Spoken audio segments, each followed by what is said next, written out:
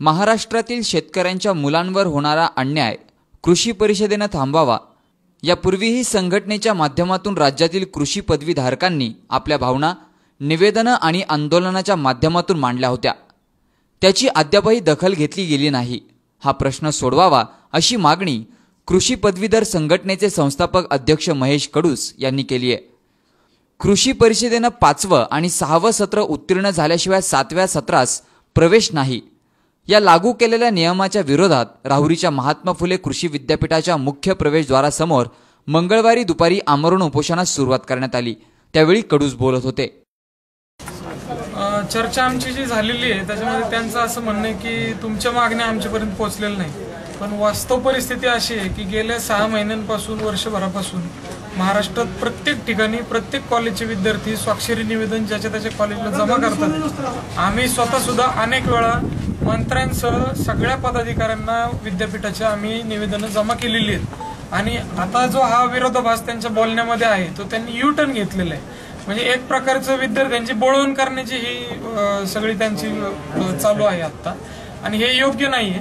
आम्ही अनेक वेळा भेटून जर कोणी म्हणत असेल की आमच्यापर्यंत मागण्याच पोहोचले नाही, महाराष्ट्रातल्या अनेक दैनिकांनी वृत्तवाहिन्यांनी कृषी पदवीधरांचे प्रश्न आतापर्यंत मांडलेले आहेत, तर मागण्या ह्या पोहोचलेल्याच आहेत, पण याच्या मागे राजकीय षडयंत्र आहे की विद्यार्थ्यांना नियम लावायचे पण संस्थांना नियम लावायचे नाही।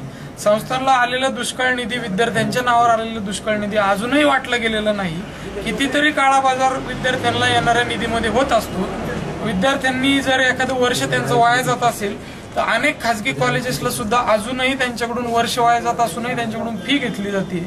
शेतकऱ्यांच्या मुलांवर हा एक प्रकारचा सर्वात मोठा अन्याय चालू आहे आणि कृषी विद्यापीठात काय चाललंय हे आता समाजातल्या लोकांनी सुद्धा अभ्यास करण्याची गरज आहे। एकंदरीत ही सर्व परिस्थिती या गेंड्याच्या कातडीच्या प्रशासनामुळे इथं उद्भवलेली। समावेशक आंदोलन आम्ही करू, विद्यार्थ्यांमध्ये आमची जनजागृती सुरू आहे, कारण की कुठलाही लढा कुठली चळवळ ही लोकांशिवाय पूर्ण होत नसते। त्याच्यामध्ये अनेक विद्यार्थी दूरच्या जिल्ह्यातले रहिवासी आहेत, विद्यापीठात जरी शिकत असले तरी कोल्हापूर, सांगली, सातारा या भागातले ते रहिवासी आहेत, त्यांना यायला वेळ लागू शकतो।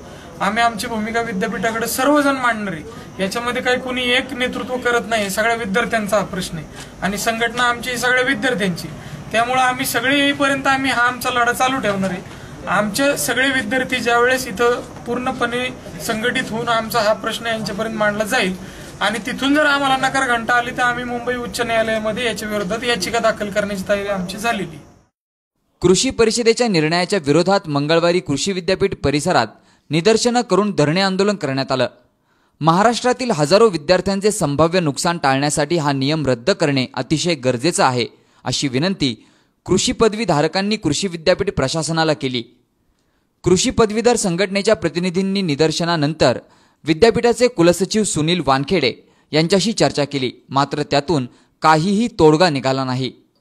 या आंदोलनात लोकमंगल कृषी महाविद्यालय वडाळा, रत्नाई कृषी महाविद्यालय अकलूज, कृषी महाविद्यालय बारामती, गोविंदराव निकम महाविद्यालय मांडकी चिपळूण, कृषी महाविद्यालय सोनई, डी.वाय. पाटील कृषी महाविद्यालय तळसंदे, के.डी.एस.पी. कृषी महाविद्यालय नाशिक, साईकृपा कृषी महाविद्यालय घारगाव, के.के. वाघ कृषी महाविद्यालय नाशिक, शासकीय कृषी महाविद्यालय पुणे, कृषी महाविद्यालय कोल्हापूर या महाविद्यालयांचे शेकडो विद्यार्थी प्रतिनिधी उपस्थित होते।